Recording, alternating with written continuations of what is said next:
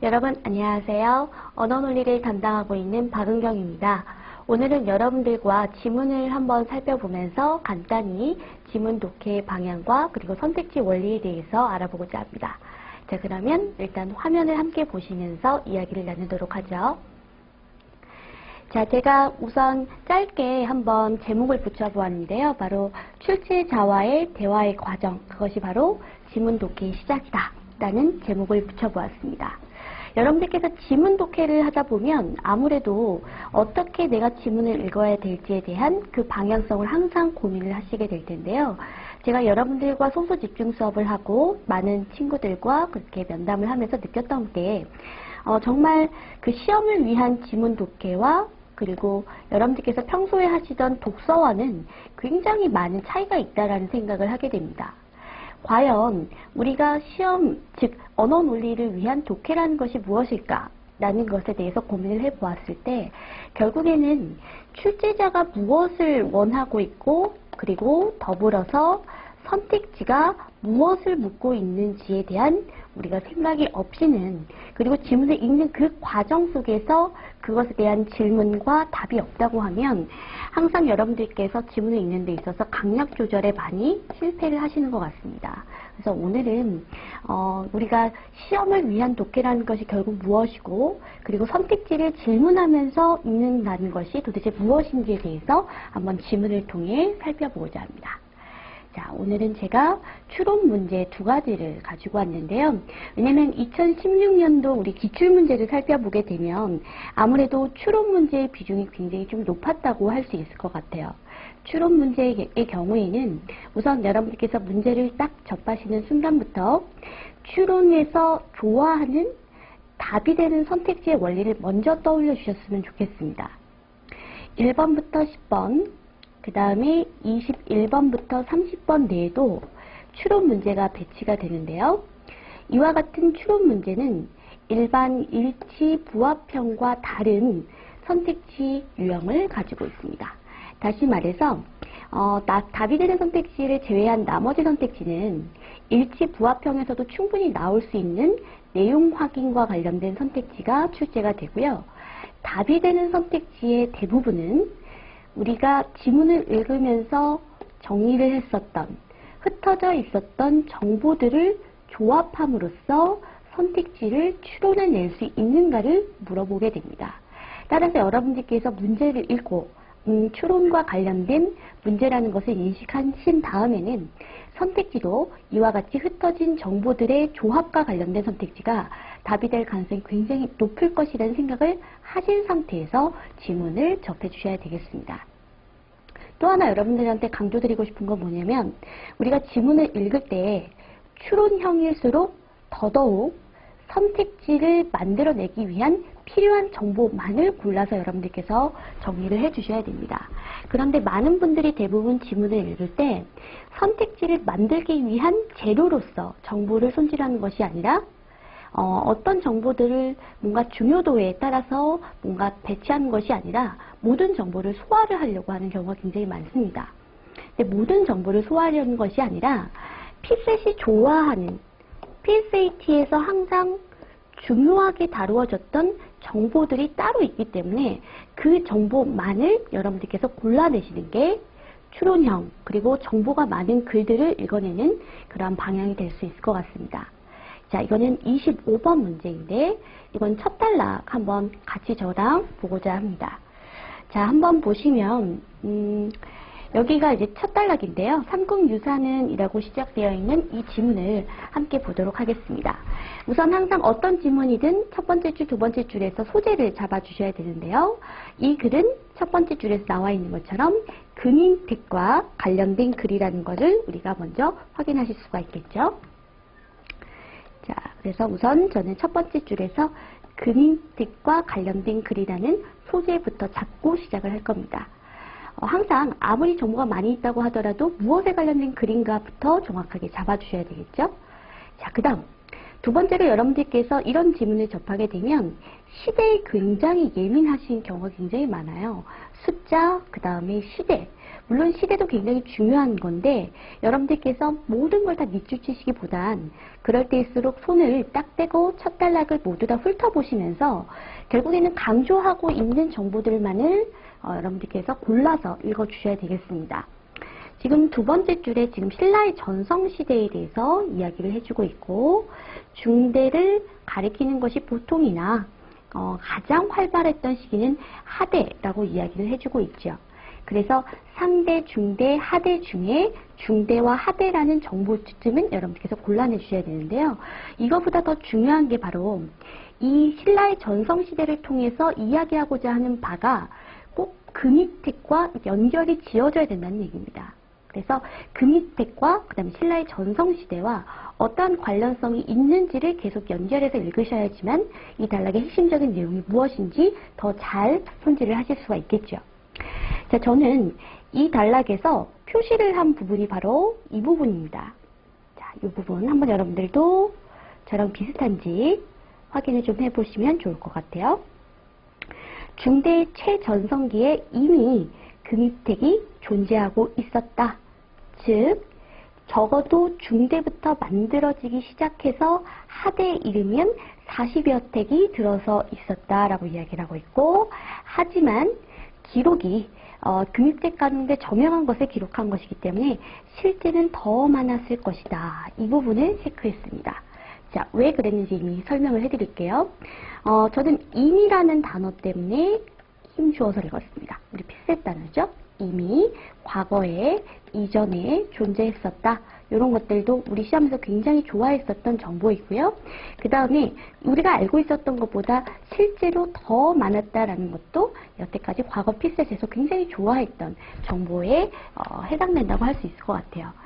시점이 그냥 중요하고 그냥 숫자가 다 중요하고 여기 굉장히 많은 그런 명사들도 등장을 하지만 그 모든 것을 우리가 다 소화할 수 없기 때문에 항상 그 정보 중에 PSAT가 여태까지 선택지로서 질문을 했었던 그런 정보들을 잘 골라내실 수 있어야 될 것 같습니다.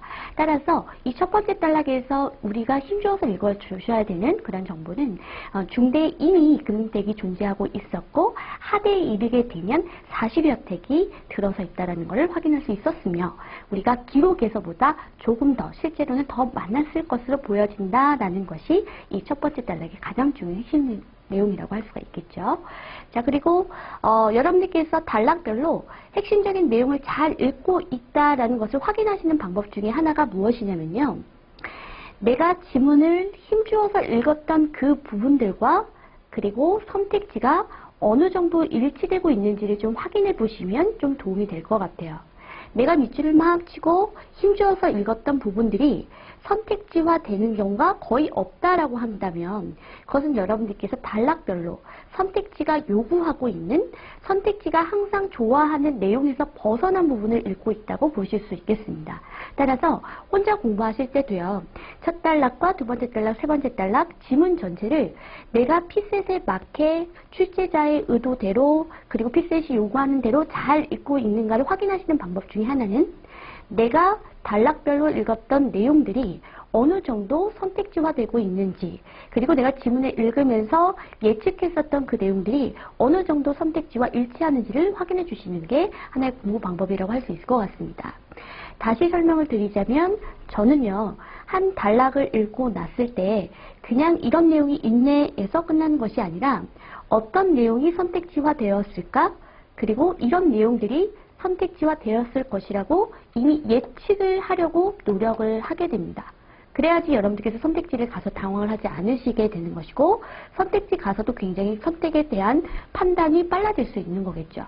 자, 그래서 우선 첫 번째 단락도 제가 이미 금이택이 중대에서부터 존재하였고 하대에 이르게 되면 이 정도 있었구나라는 큰 뉘앙스 그리고 기록에서 있는 것보다 조금 더 실제로는 더 많았을 것이라고 보여진다라는 부분들을 읽었을 때도 그 기준이 선택지화 될 가능성이 굉장히 크기 때문에 읽었다라는 거 다시 한번 강조드리고요.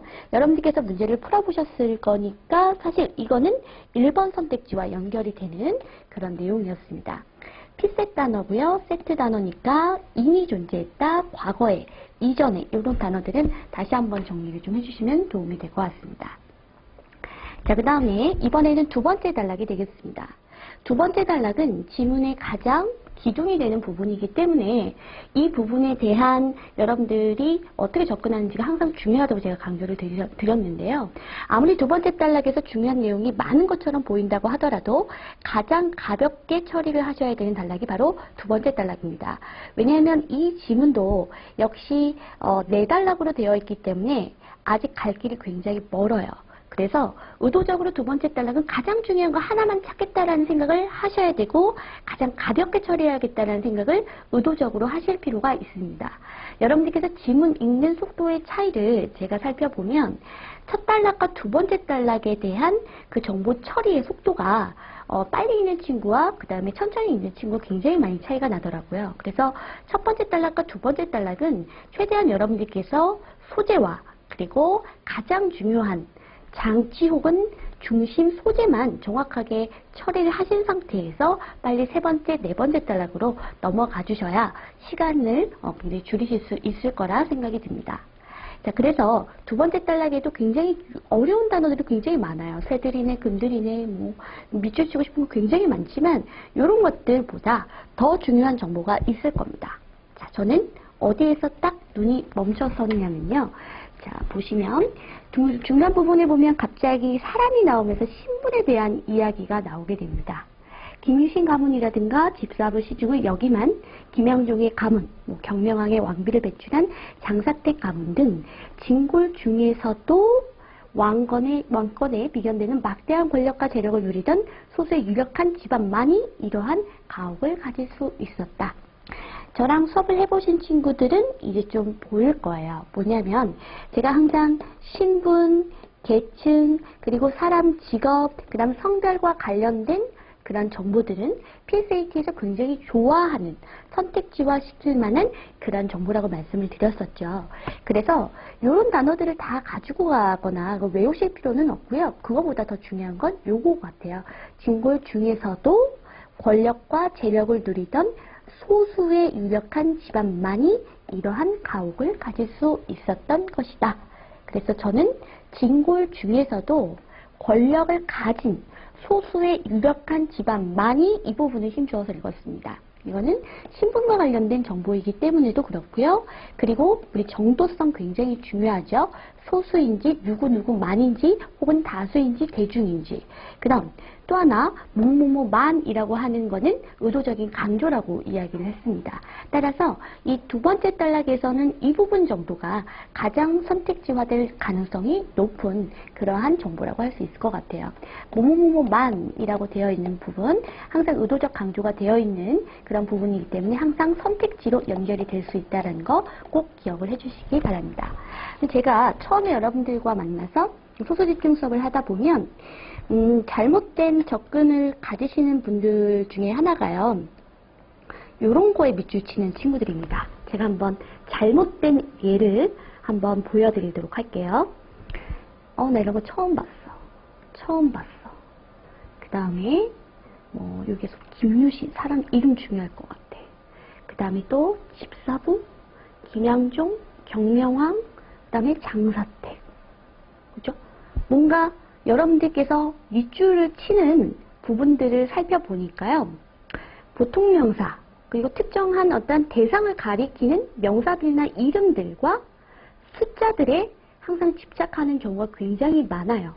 하지만 우리가 한 문장만 있는 것이 아니라 긴 글을 소화해야 되기 때문에 그 단어 자체의 의미가 함축이 많이 되어 있는 서술어라든지 아니면 명사 중에서도 의미를 많이 담고 있는 그런 명사들을 여러분들께서 힘주어서 읽어주셔야 되는데요. 보통 처음에 언어 논리가 힘들어요. 지문을 잘 읽지 못해요 라고 하는 친구들은 대부분 이런 부분들을 외워야지만 내가 선택지를 판단할 수 있다라고 압박을 가지고 계신 것 같아요. 근데 이거보다 더 중요한 건 제가 지금 밑줄 친 것처럼 어떤 특정 집안만이 이러한 가옥을 가질 수 있었구나라는 내용이 더 중요한 것입니다. 그래서 제가 항상 여러분들과 수업을 할 때도 주어와 서술어 부분을 항상 힘주어 읽어라 라고 말씀을 드렸어요.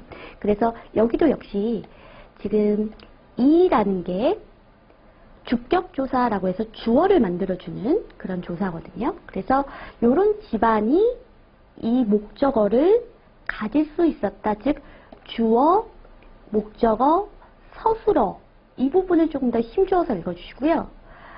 이 앞부분은 이 부분을 수식해주는 부분이에요. 그래서 수식어보다는 그 수식을 받는 주어와 그 다음에 그 문장의 핵심적인 서술어의 그런 조합이 가장 중요하다라는 것을 다시 한번 강조를 하도록 하겠습니다. 그래서 제가 보니까 지문 읽기에 어려운 친구들의 대부분이 생각 외로 주어와 목적어, 서술어, 주어, 보어, 서술어 등을 힘주어서 읽는다라는 그 원칙 자체를 조금 모르는 경우가 굉장히 많이 있더라고요. 그래서 여러분들께서 밑줄 친 부분들을 저와 함께 비교해 보실 때는 과연 내가 밑줄 친 그 부분이 그리고 내가 힘주어서 읽었던 그 부분이 의미 파악에 있어서도 중요한 부분이었는지도 생각해 주시고 그리고 선택지화 되는지 역시도 확인을 꼭 해주셔야 되겠습니다. 그래서 지문 독해에 힘들어하는 친구들의 여러 고민 중에 이런 것들이 있어요. 밑줄은 되게 열심히 치고 그 다음에 열심히 읽은 것 같은데 단락별로 정리되는 내용이 하나도 없어요 라고 하는 분들의 대부분이 지금 제가 이렇게 밑줄 친 부분들을 힘주어서 읽기 때문에 이걸 받긴 받는데 그래서 얘가 뭐 어쨌다는 거야? 이 어쨌다라고 어떠어떠하다, 어찌하다라는 것을 설명해 줄 수 있는 것은 서술어라는 것을 꼭 기억해 주시고요. 항상 서술어와 주어를 연결해서 읽는 듯한 느낌을 가지시면 조금 더 여러분께서 의미 파악과 정리에 도움을 가지실 거라고 생각이 듭니다.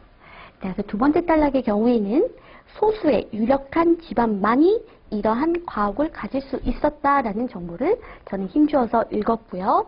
그래서 여러분들께서 문제를 보시면 아시겠지만 2번 선택지가 진골 귀족이라도 금입택을 소유하지 못한 경우도 있었다라는 선택지와 연결되는 그러한 정보였습니다.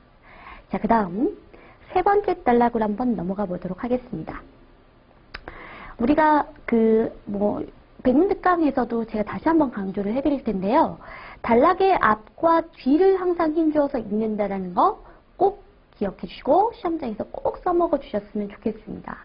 왜냐면 아무래도 지문의 정보를 여러분들께 필자가 보여주는 그 과정 속에서도 그냥 아무렇게나 막 쓰는 게 아니라 철저하게 어떻게 구성을 해야 될지 고민한 상태에서 지문을 전개를 하게 됩니다. 그래서 하나의 단락을 보게 되면 결국 앞의 부분이나 두 갈식이라고 하죠. 혹은 이렇게 뒤에 미갈식의 단락 구성을 취하는 경우가 굉장히 많이 있기 때문에 이 세부적인 정보들을 감싸고 있는 주제문에 해당되는 큰 문장들을 힘주어서 읽어주셔야지만 의미 파악도 정확하게 되고요. 강약 조절도 잘 될 수 있을 것 같아요.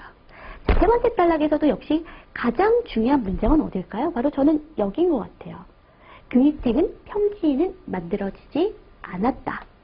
그리고 평지에는 부적절했다. 라는 이야기.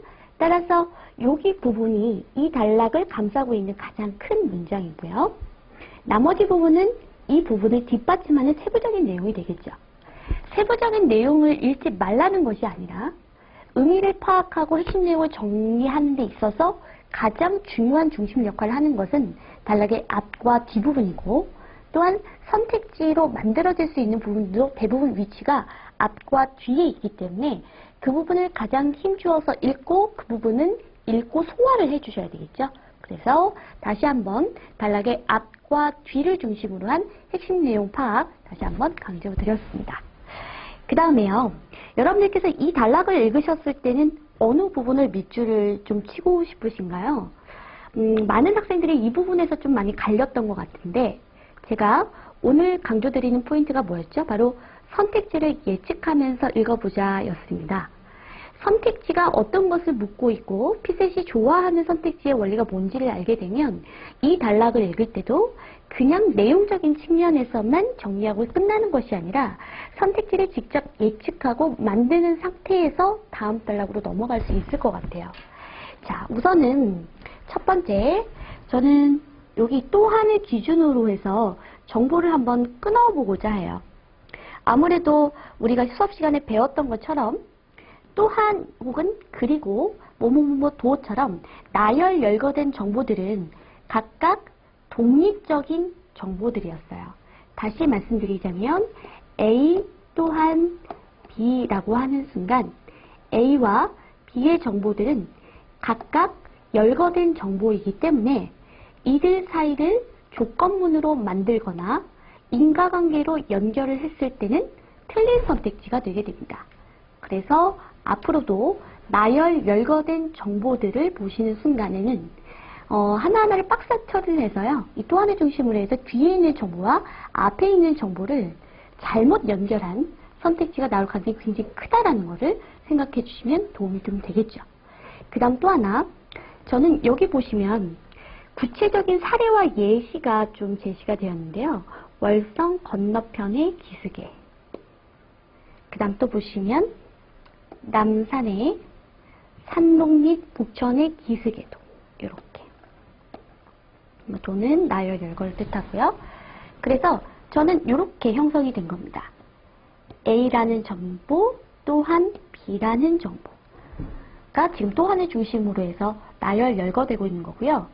그리고 이와 같은 A와 B의 정보는 조건문의 형태나 혹은 어떤 인과관계로서 전혀 연결될 수 없는 독립된 정보라는 거 다시 한번 인식해 주시고요. 두 번째로 우리가 A학파, B학파 배웠을 때요. 우리가 선택지 원리 강조를 해드렸던 것처럼 A는 알파이다. 또한 B는 베타이다. 라는 정보가 연결되었다고 했을 때 우리 시험에서 되게 좋아하는 선택지 원리가요. A는 알파라고 했는데 A는 베타이다 라고 연결을 하는 선택지의 원리. 즉 대상이 독립적이고 다른 정보인데 이거를 반대로 연결을 한 거죠. 그렇게 해서 또 추론할 수 없는 그리고 알 수 없는 그런 선택지로 만드는 선택지 원리를 굉장히 좋아한다고 했었습니다. 따라서 이 부분을 읽으실 때에도요. 이 부분들이 하나하나의 각각 독립된 폴더라고 생각을 하시고 이 내용들을 잘못 연결한 선택지가 답이 될 가능성이 굉장히 크겠다라는 생각을 하신 상태에서 그 다음 단락으로 넘어가면 조금 더 도움이 되겠죠. 그래서 그걸 생각을 하지 않고 그냥 지문을 읽게 되면 어느 부분이 포인트가 되어 있는지 전혀 알지도 못할 뿐더러 관련된 선택지를 봤을 때도 그 선택지가 무엇을 요구하는지 알기가 굉장히 어려울 수 있어요. 따라서 저는 이 세 번째 단락을 굉장히 강조하고 싶은 이유가 이 선택지의 원리는 한 번 출제된 것이 아니라 과거 우리 기출문제에서 최소한 한 해에 한 번에서 세 번까지 출제가 되는 굉장히 많이 반복되는 선택지의 원리이기 때문에 이 부분을 보는 순간 우리가 과거에 그동안 열심히 연습했었던 그 선택지의 원리가 떠오르셨는지 꼭 한번 체크를 해주시기 바랍니다. 그래서 저는 그 여러분들과 수업을 할 때 그리고 소수집중 수업하면서 굉장히 많이 느꼈던 것 중에 하나가요. 정보가 굉장히 많다라고 생각을 하게 되면 여러분들은 보통 포기를 하더라고요. 이거 너무 정보 많아? 나 소화할 수가 없어? 어떡하지? 선택지 와서 다시 판단을 해야 되겠다. 라고 생각을 하고 밑줄만 친 상태에서 넘어가게 되는데요. 그거는 또 굉장히 안 좋은 습관이에요. 뭐라도 내가 지문을 읽었기 때문에 지문을 통해서 무언가는 내가 정리를 한 상태에서 넘어가야지 지문을 내가 읽긴 읽었는데 그냥 밑줄만 치고 내용적인 측면도 정리가 안 되고 혹은 장치도 못 받고 혹은 선택지의 원리도 생각하지 못했다고 하면 그 단락에 시간을 투자한 의미가 아무것도 없잖아요. 따라서 앞으로는 여러분들께서 지금은 처음에는 조금 시간이 걸릴 수밖에 없어요. 왜냐하면 여태까지는 지문을 읽으면서 아무 생각을 하지 않았기 때문에 그냥 독서하듯이 아마 지문을 읽으셨을 거예요. 그런데 그게 아니라 지문을 읽으시면서 이런 내용들을 강조하고 있고 이런 장치가 있고 선택지 원리가 이런 것들이 나올 수 있겠다라는 걸 지금은 막 생각하고 고민하시기 때문에 처음보단 지문 읽는 속도가 많이 현저하게 늘어질 수 있어요. 하지만 이게 조금 더 익숙해지시고 체화가 되게 된다고 한다면 나중에는 굉장히 오히려 지문의 강약 조절을 하는 데 있어서 굉장히 중요한 그리고 굉장히 많이 도움을 주는 그런 사고방식이라고 할 수 있을 것 같아요. 제가 수업 시간에 여러분들한테 단락별로 되게 예쁘게 정보 처리를 해주세요 라고 이야기를 해드린 적이 있는데 그게 무슨 말이냐면 단락을 읽고서 그냥 어바바바바 하면서 그냥 넘어가지 말고 첫 단락에서 두 번째 단락에 세 번째 단락에서 그게 내용적 측면이든 혹은 선택지의 원리든 장치든 뭐든 하나는 내가 정리한 상태에서 그 다음으로 넘어가야겠다 라는 생각으로 여러분들께서 생각과 사고를 하시면서 지문을 좀 읽어주셨으면 좋겠습니다. 제가 보니까요, 사고를 해야 된다라는 거를 요즘 많이 잔소리를 하는데, 그 이유는 여러분들께서 이렇게 지문을 읽다 보면 여기에 되게 깊게 빠져서 이 내용만 소화하려고 하세요. 근데 그러다 보면 당연히 뭐 장치니 선택지니 이런 것들을 생각을 못 하시겠죠. 그렇게 보지 마시고 항상 내가 지문을 읽을 때는 이렇게 지문을 읽는다라는 느낌보다는 한 단락을 눈에다 다 넣는다라는 생각으로 지문을 보시면 조금 더 빨라져요. 왜냐하면 제가 아까 얘기했던 것처럼 지문을 읽을 때 주어와 서술어가 굉장히 중요하기 때문에 이 크게 긴 문장들도 읽으려면 지문과 그 다음에 단락이 한눈에 크게 많이 들어와야 되거든요. 근데 여러분들께서 지문을 읽을 때 자, 요거 이렇게 단락 이렇게 글자 하나 이렇게 보게 되면 당연히 시간이 오래 걸릴 수밖에 없겠죠. 그래서 그것도 어렵겠지만 뭔가 한눈에 이렇게 다 들어온다는 생각으로, 그리고 지문이 어떻게 구성되었다라는 것이 눈에 보이고 구조가 어떻게 되어 있는지를 여러분들께서 보실 수 있게끔 크게 꼭 읽어주시기 바랍니다. 조금 제가 깊게 얘기를 해드렸는데 사실 이 단락이 굉장히 중요해서 그래요. 왜냐하면 많은 학생들이 시험장에서 이 단락이 4개가 단락으로 구성되어 있는 지문이다 보니까 세 번째 단락은 표시만 했거나 아니면 거의 읽지 않거나 그 다음에 머릿속에 아무것도 넣지 않은 상태에서 선택지로 가게 됐대요. 그러다 보니까 선택지를 다 소거하고 결국 답이 된 선택지 마지막으로 남았는데 그게 여기에서 출제가 되었다는 거예요. 그렇게 되면 애초에 처음부터 이 부분을 읽으면서 선택지를 예측하고 그 다음에 답이 될 가능성이 굉장히 크고 우리 시험에서 굉장히 좋아하는 그러한 선택지를 이미 예측을 하셨다고 한다면 남들보다 조금 더 좀 빠르게 선택지를 추리고 조금 더 수월하게 지문을 읽고 문제 푸는 데까지 이어질 수가 있겠죠. 잠시 선택지를 이렇게 보시면요. 제가 수업 시간에도 강조를 해드렸던 것처럼 선택지 볼 때도 이렇게 자, 선택지를 볼 때도 자, 제가 표시를 좀 해볼게요. 선택지를 볼 때도 저는 이렇게 앞부분을 끊어서 보통 앞부분에 주어부에 해당되는 부분들을 저는 이렇게 쑥 끌어 내려가면서 한번 보게 돼요. 그래서 결국에는 소재 말고요. 이게 이제 금입책과 관련된 거니까 소재 말고 그리고 내가 예상을 했었던 핵심 키워드가 들어가거나 아니면 답이 될 가능성이 굉장히 큰 선택지의 원리가 들어가 있는 선택지를 먼저 보려고 노력을 하게 됩니다. 네, 여기서 보시면 요거 월성 건너편에 기슭은이라고 되어 있는 5번 선택지, 우리가 작년까지도 많이 수업 시간에 강조드렸던 것처럼 답이 되는 선택지는 보통 구체적인 사례나 예시가 들어가 있는 선택지가 답이 될 가능성이 굉장히 커요. 그래서 5번 선택지를 보는 순간에도 역시 5번 선택지에 구체적인 사례나 예시를 주어 부분으로 사용하고 있는 5번 선택지가 눈에 가장 잘 들어오는 선택지 중에 하나라고 할 수 있을 것 같아요. 그게 아니라고 하면 그 다음에는 저는 요렇게 봤을 것 같아요. 만약에 5번 선택지가 아니었다고 하면 요렇게 갔을 것 같아요. 이유는 이게 이제 마지막 단락과 관련된 선택지이기 때문에 답이 되는 선택지는 보통 또 마지막 단락에 있는 경우가 굉장히 많아서 저라면 힘주어서 판단할 선택지가 3, 4, 5번 정도가 될 것 같습니다.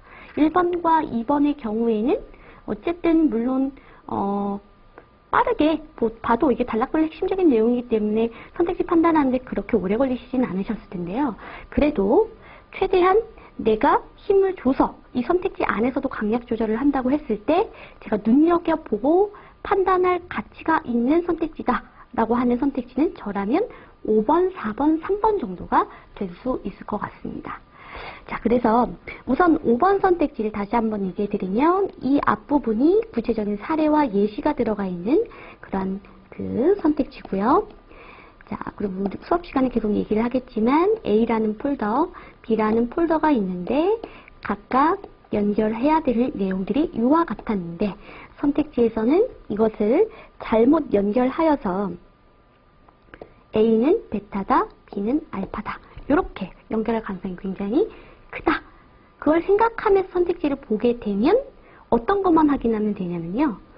월성 건너편의 기슭은이라는 것을 보는 순간 B의 내용과 정확하게 연결이 되었는지 혹은 B가 아닌 다른 것과 연결할 가능성이 있지는 않은지, 즉 이 박스가, 뒤에 있는 이 박스가 B와 관련된 내용이 맞는지만 확인해 주시면 되겠죠.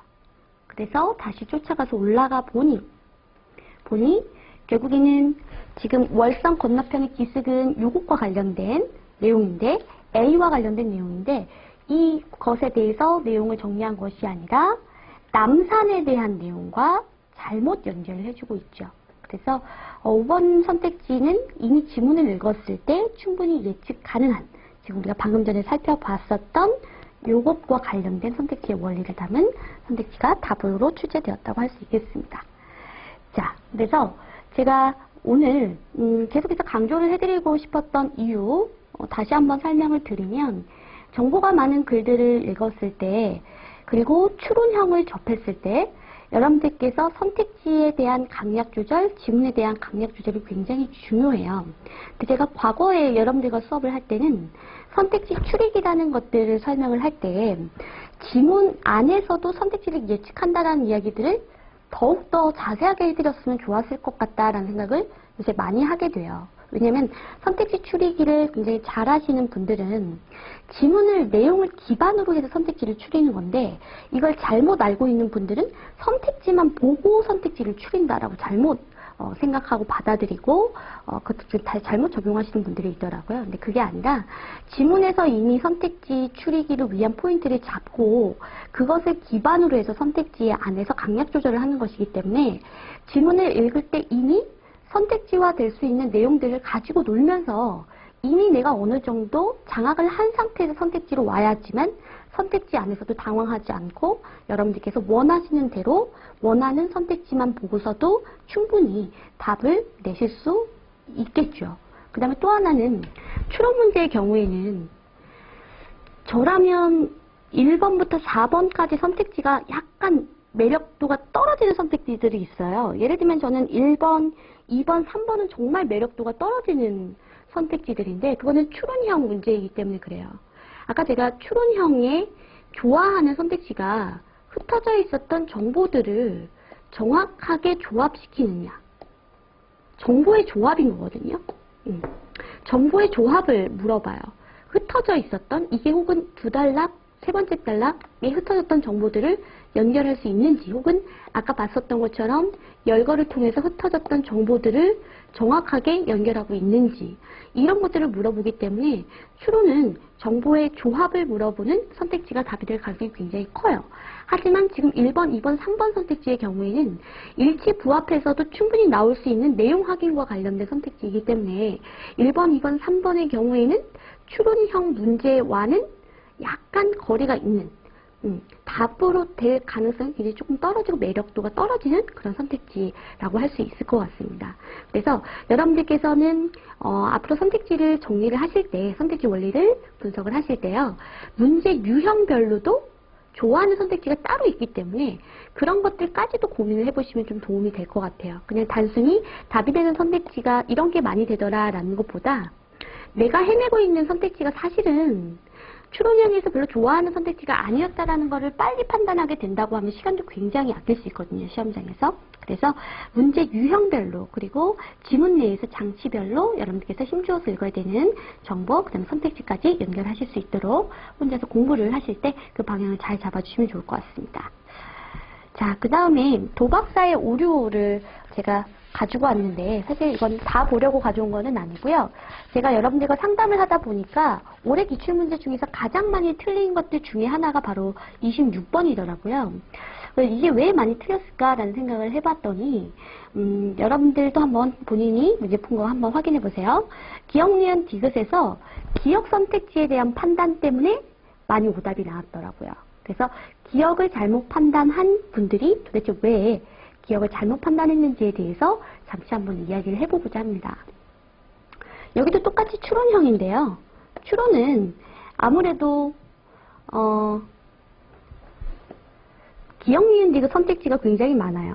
기억, 니은, 디귿 선택지가 굉장히 많은데 여기서도 보시면 기억, 니은, 디귿이라는 그 선택지를 보시는 순간 그리고 또 하나, 지금 보면 지문의 내용을 바탕으로 해서 기억, 니은, 디귿의 새로운 사례를 제시해주고 있고, 그 사례 자체를 정확하게 판단하고 있는지를, 그리고 원리를 제대로 적용하고 있는지를 물어보는 선택지잖아요. 그렇다면 여러분들께서는 내가 선택지를 판단할 수 있는 그 근거가 될 만한, 기준이 될 만한 정보들을 정확하게 손질하신 상태에서 선택지를 내려와 주셔야 됩니다. 그래서 오늘 강조드리고 싶은 또 하나의 포인트는 이와 같은 사례형, 사례를 판단을 할 때에는 무조건 그것을 판단할 수 있는 기준점이 존재한다는 걸 꼭 기억을 좀 해주시기 바랍니다. 그래서 저는 이와 같은 문제를 풀 때 첫 단락을 읽고 났을 때 결국 기준점이 될 수 있는 문장이라든지 아니면 표현, 어구가 될 수도 있고 단어가 될 수도 있고 문장이 될 수도 있어요. 근데 그 기준점을 먼저 밑줄을 정확하게 쳐야 된다는 생각으로 꼭 포인트를 잡아주셔야 됩니다. 그래야지만 내가 선택지를 판단할 때 어떻게 OX, 정보 판단하는 데 있어서 기준점을 지문에서 찾아야지 내가 어설프게 이해한 거를 바탕으로 해서 문제를 풀게 되면 당연히 오답이라고 가는 문제가 크겠죠. 자, 그 다음에 지금 첫 단락을 한번 저랑 같이 볼 예정인데요. 우선 보면 여기 도박사의 오류 A에 대한 그런 단락입니다. 근데 많은 분들이 이 부분과 관련된 부분만 힘주어서 읽었어요. 하지만 전 이거보다 더 중요한 정보가 바로 여기에 있다라고 생각이 듭니다. 우리가 수업 시간에 제가 항상 강조해 드렸던 것처럼 어떤 지문이든 첫 단락의 첫 번째 줄과 두 번째 줄은 굉장히 중요하다라고 말씀을 드렸습니다.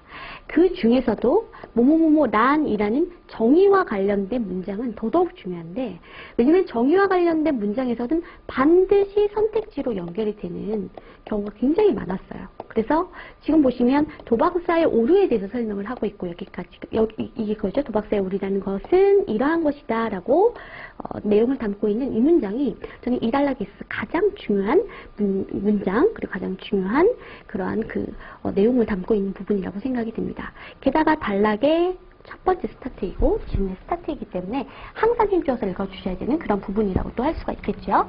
자, 그 다음에 제가 문장을 한번 읽어볼게요. 여러분들은 어디다 밑줄을 쳐주셨는지 한번 보도록 합시다. 도박사의 오류라고 불리는 것은 특정 사건과 관련 없는 것을 관련 있는 것으로 간주했을 때 발생하는 오류이다 라고 되어 있죠. 그리고 제가 예를 들어 라는 걸 봤어요. 예를 들어 라는 걸 보는 순간 오히려 다시 한번 저는 이 앞의 문장을 다시 한번 읽게 됩니다. 왜냐면 뒤에서부터 예를 통해서 뒷받침하는 내용이 이 문장이기 때문에 이 문장을 힘줘서 읽고 이 문장을 이해하게 되면 예를 들게 되는 이 부분은 굉장히 가볍게 처리할 수 있어요. 왜냐면 이 부분을 구체화시키는 부분이니까 이것을 어떻게 예를 들어서 보여주고 있는지만 확인만 하면 되는 부분이거든요. 그래서 여기 부분은 굉장히 가볍게 처리를 해야 되는 부분이라는 거. 근데 우리가 보통은 흥분해서 막 읽다 보면 막 중요한 내용이고 막 확률 나오고 하다 보니까 여기를 다 이해하려고 해요. 하지만 이해를 하지 말라는 얘기가 아니라 여기 부분 말고요. 더 중요한 부분들을 차라리 강하게 소화하시면서 이 부분을 이렇게 구체화하고 있구나 라고 여러분들 이 부분을 약하게 처리하면서 빠르게 소화를 좀 해주셔야 되겠죠. 보시면 특정 사건과 관련 없는 것을 관련 있는 것으로 간주했을 때 발생하는 오류가 바로 도박사의 오류다라고 이야기를 하고 있고, 예를 들어 라고 하는 부분부터가 지금 우리가 봤었던 이 문장을 뒷받침하는 부분이라고 할 수 있겠습니다. 자, 그 다음 이런 오류를 도박사의 오류 A라고 하자라고 해서 지금 이 세트가 나왔죠. 우리가 이러한, 이처럼, 이는 이 부분 항상 중요하게 읽어주셔야 되는 부분이고요. 다시 한번 도박사의 오류 A가 뭔지에 대해서 얘기를 해주고 있습니다. 지금까지 일어난 사건들을 통해서 미래에 일어날 특정 사건을 예측할 때 일어난다. 그래서 과거에 있었던 것을 결국 미래에 있을 일을 예측하는 오류, 그것이 바로 도박사의 오류 A라는 것이죠. 그래서 이 첫 단락에서는 두 가지의 정보가 굉장히 중요한데, 그래도 도박사의 오류 A, B도 중요하지만 결국 도박사의 오류 그 자체가 뭔지가 가장 상위에 있는 개념이고 가장 힘줘서 읽어주셔야 되는 핵심적인 내용이라고 할 수 있겠습니다. 자, 그래서 사실 기억 선택지, 니은 선택지, 디귿 선택지를 보면 그래서 도박사 오류 A인지 아닌지, B인지, A인지 B도 아닌지를 물어보는 선택지인데, 이런 거를 보기 이전에도 여러분들께서 생각을 하셔야 되는 건 이 기억, 니은, 디귿 중에 도박사의 오류가 아닌 것, A도 아니고 B도 아닌 것, 즉 도박사의 오류라는 근본적인 정의에서부터 벗어난 선택지가 이 안에 있을 수 있다라는 생각으로 선택지를 보시게 되면 여러분들께서 A나 B 둘 중에 하나가 아니라 또 다른 어떤 경우의 수, 그리고 내가 판단을 해야 되는 기준점이 하나 더 생기는 것이죠. 근데 우리가 보통 그걸 놓치게 되면 기억, 니은, 디귿을 보면 도박사의 오류 A인가 아닌가, B인가 아닌가 두 가지의 경우일 수밖에 생각을 안 해요.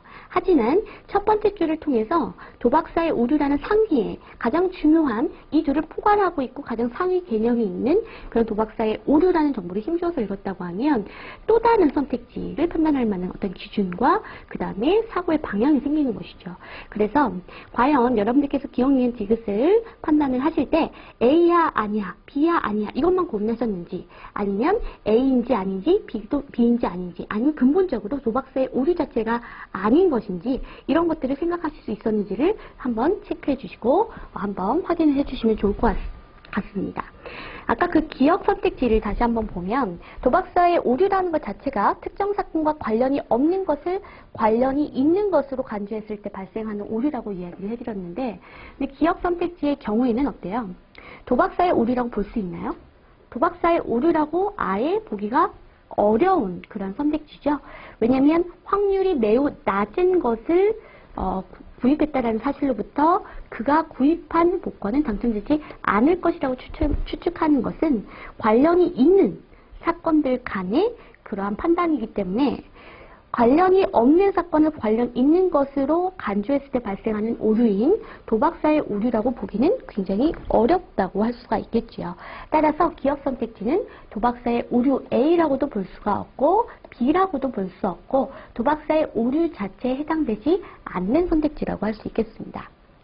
많은 학생들이 시험장에서 26번의 기억 선택지를 판단을 할 때 이거 A야 B야 이것만 가지고 고민을 하다 보니까 또 다른 경우에 쓰였던 그 도박사의 오류 자체가 아닐 수 있다는 생각을 놓쳐서 많이 오답에 갔다고 합니다. 그래서 다시 한번 강조드리고 싶었던 거는 그와 같은 세 번째의 가능성, 즉 도박사의 오류 자체가 아닐 수도 있겠네? 라는 생각을 할 수 있었던 건 역시 지문에서 포인트를 잡았기 때문에 가능하다라는 것을 오늘 좀 강조를 드리고 싶어요. 애초에 내가 지문 읽었을 때 이 앞부분을 힘줘서 읽지 않아서 그래서 세 번째 경우인 수인 도박사의 오류 자체의 가능성을 염두에 두지 않고 선택지를 접근을 한 것이죠. 그래서 제가 예전에는 지문을 잘 읽어야 된다. 선택지도 강약 조절해야 된다. 거기까지 이제 제가 여러분들한테 많이 수업 시간에 얘기를 해드렸는데, 제가 이제 해가 갈수록 여러분들을 많이 만나고 케이스를 많이 보면서 결국에는 지문과 선택지 간의 연결, 그 고리가 굉장히 중요하더라고요. 지문만 따로 잘 읽는다고 해서 여러분들께서 답을 맞출 수 있는 것은 아니고요. 그래서 어느 정도 지문을 연습하다 보면, 그래서 백문특강 듣고 나면 막 구조도 보이고 지문도 어느 정도 정리가 돼요 라고 이야기를 하는 친구들이 있어요. 그럼에도 불구하고 선생님 왜 지문은 잘 읽었는데 선택지 판단이 항상 틀릴까요? 라고 질문하는 친구들이 있더라고요. 그래서 그 친구들 때문에 고민을 결국 해보니까 그런 친구들의 경우에는 지문에서 여전히 선택지와 관련 없는 정보를 읽거나 아니면 선택지와 관련 있는 거를 보고는 있는데 선택지가 어떻게 나올 거고 선택지가 특히 PSAT가 좋아하는 사고 흐름이나 좋아하는 정보의 처리나 그 방향 자체를 지문을 읽을 때 어느 정도 예측했느냐의 차이인 것 같아요. 이미 지문에서 포인트를 잡으신 분들은 선택지를 볼 때도 기준점이 명확하기 때문에 실수할 가능성이 굉장히 줄어들게 되고요. 그게 아니라 지문 따로 놀고 선택지 따로 노는 경우에는 아무리 지문을 내가 구조도 잘 보고 시원하게 본 것 같은데도 불구하고 선택지에서는 무엇을 내가 어떻게 판단하고 그 다음에 어떤 기준점으로 판단을 해야 되는지 전혀 감이 오지 않아서 선택지 판단에도 오류가 발생을 하는 경우가 많이 있는 것 같습니다. 그래서 여러분들께서는 앞으로 공부를 하실 때 특히 요새 시험이 많이 쉬워졌다라는 이야기들을 하잖아요.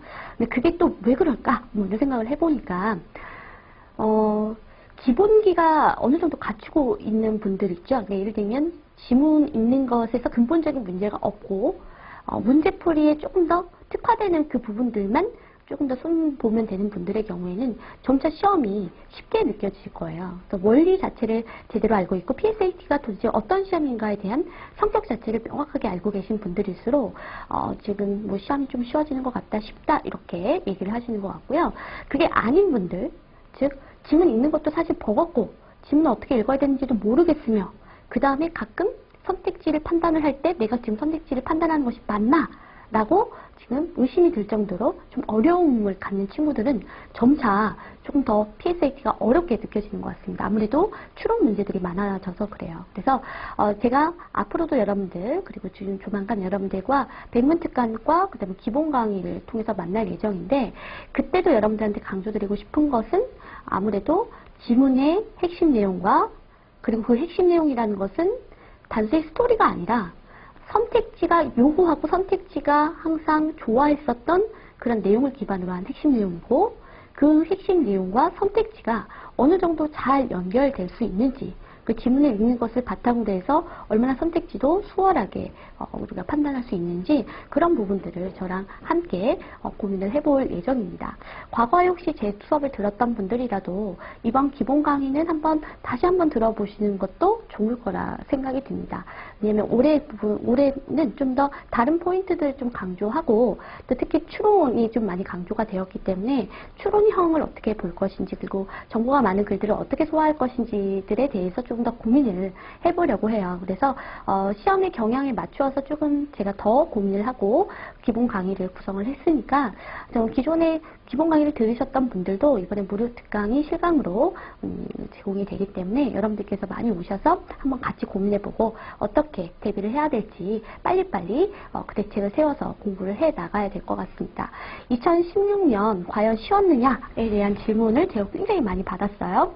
근데 오늘 그 마무리를 할 때 하나만 이야기를 해드리고 이제 마무리를 좀 하도록 하겠습니다. 제가 아까 말씀드렸던 것처럼 과연 쉬웠느냐 뭐 하나만 이야기를 해볼게요. 제가 수업 시간에 여러분들한테 정확도와 그 다음에 속도를 모두 잡자라고 강조를 드렸고 사실 돌아보면 저는 어떻게 하면 효율적으로 빨리 지문을 소화할 수 있을까 이 부분을 많이 강조를 드렸던 것 같아요.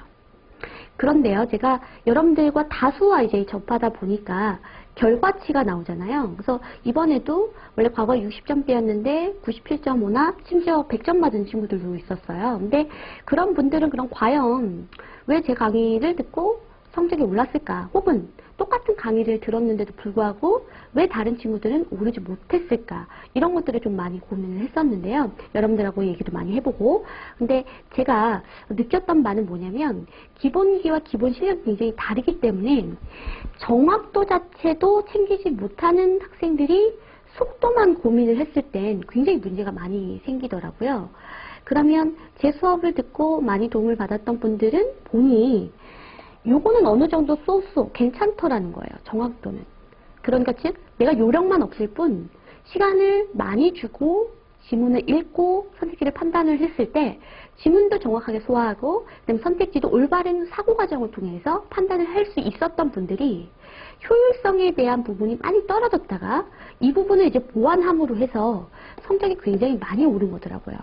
근데 우리가 좀 안타까운 이야기지만 저랑 이게 많이 수업을 했던 분들의 대부분이 여기가 생각보다 안 되어 있더라고요. 기본기가.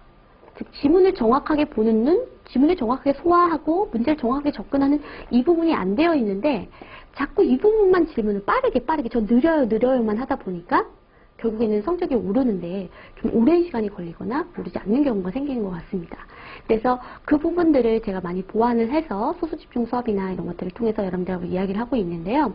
여러분들께서도 저랑 수업을 하든 안 하든 간에 공부를 하실 때 이 정확도에 대한 부분, 즉 즉 지문을 정확하게 읽고 있는가, 그리고 내가 지문을 수화를 어느 정도 하고 있고 구조를 어느 정도 보고 있는가, 그리고 장악력이 어느 정도 되고 있는가, 이런 부분들을 마지막으로 고민을 하셔서요. 그 부분이 아직 제대로 되어 있지 않다고 하면 남들 쫓아서 막 속도만 빠르게 하려고 하시지 마시고, 장치만 보고 막 어떻게 써든지 문제만 풀려고 하시지 마시고, 당분간은 한두 달 정도만이라도 정확도에 힘을 줘서 정확하게 지문을 보고 소화하는 연습을 하시고, 그 다음에 장치와 그 다음에 효율적 독해로 넘어가시는 게 조금 더 도움이 될 것 같습니다. 너무 여러 케이스가 있어서 사실 사람들마다 언어를 접근하는 데 있어서는 굉장히 다양한 방법론이 필요하다라는 걸 저도 해마다 깨닫고 있고요. 그 다음에 또 하나, 저는 선생님 속도를 너무 못 내겠는데 정확도 하나는 자신 있어요 라고 이야기하시는 분들이 있어요. 즉 효율적으로 읽지 못하지만 정확도는 높은 편이다, 이걸 꼭 그러면 쌤처럼 바꿔야 됩니까? 전혀 아니에요. 왜냐하면 우리가 합격하는 학생들의 대부분은 굉장히 다양한 케이스들이 있어요. 그죠? 꼭 크게 효율적으로 읽지 않아도 충분히 합격하실 수 있어요. 단 여기에서 꼭 전제가 되어야 되는 건 이 정확도, 정확하게 읽고 정확하게 판단하는 게 자신이 있다고 하면, 그래서 정답률이 굉장히 높다고 한다면 그땐 굳이 바꿀 필요가 없겠죠. 근데 하지만 요 두 개가 모두 문제이신 분들은 여기를 먼저, 그 다음에 이렇게 순차적으로 과정을 밟아서 와 주셔야 되겠어요. 그래서 제 수업을 듣고 시험 성적이 많이 올랐다고 하는 분들이 대부분 하시는 말씀이, 근본적인 걸 모두 다 뜯어고치려고 하지 말고 박은경 수업을 들었을 때 여러 가지 팁들 중에서 나한테 정말 필요한 것들을 골라서 녹심내지 말고 정말 실제적으로 나한테 필요한 팁들이나 그러한 스킬들이 뭐가 있을까, 그런 거를 골라서 그 몇 가지만 제대로 체화를 해야지만 시험장에서 써먹을 수 있다, 이런 이야기들 많이 하셨거든요. 그래서 여러분들께서도 근본적인 자기의 독해 문제 혹은 보완적인 문제를 정확하게 판단하시고 그거에 맞게 제 수업을 적절하게 활용을 하신다고 하면 제 수업을 들었던 친구들 중에 97.5, 100점 그 점수 여러분들도 가져가실 수 있다라는 거를 꼭 기억해 주시기 바랍니다. 아무리 뭐 해외에서 살다 와도, 그리고 내가 언어 영역을 어렸을 때 하지 않았다고 하더라도 이 시험은 사실 굉장히 다른 시험이에요. 그래서 그 PSAT가 원하는 그 바가 도대체 무엇인가, 단순히 언어 능력을 물어보는 그런 시험이 아니라 정보를 처리하는 시험이고요. 그리고 리트 혹은 다른 수능 언어 시험과는 다른 걸 묻고 있어요. 그래서 이해를 요구하는, 이해를 하지 말라, 뭐 어떤 친구는 좀 잘못 이해하고 계신 것 같은데, 그게 아니라 정확한 모든 정보를 다 소화하고 이해하는 시험은 언어 이해에 더 가까워요. 즉 리트에 더 가깝고요. 우리 시험은 빠른 시간 내에 정보들 간의 정확한 관계, 즉 논리적인 정확한 관계를 통한 정보 처리를 물어보는 시험이기 때문에 여러분들께서는 조금 더 그 PSAT가 무엇을 묻고 있는지에 대해서 다시 한번 고민을 하신 상태에서 기출 분석에 들어가셔야 될 것 같습니다.